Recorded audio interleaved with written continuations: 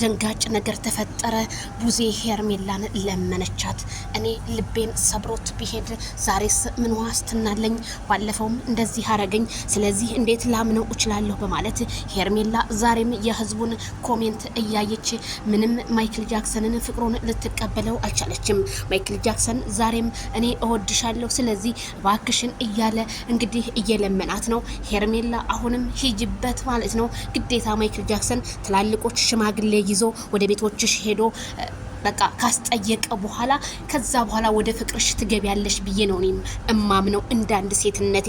ምክንያቱም ማይክል ጃክሰን ከሩታ ቁርጥ ያለ ህይወቱን ላንቺ ማሳወቅ አለበት። ምክንያቱም ስተኝም ስትነሽም ሩታ ጋር ሄደ እያለ ነፍስያሽ ለምን ታልቃለች ስል እኔም ከዚሁ አሳስባለሁ። ማይ ፋሚሊዬ ምን እንትን አላችሁ? ይሄው ቻናሏ እኮ እየደረሰ አይደለም። በጣም ነው እንግዲህ የሚገርመው። እኔም አሁን ነው ስጽፉልኝ ያየሁትኝ እንጂ ማለት ነው።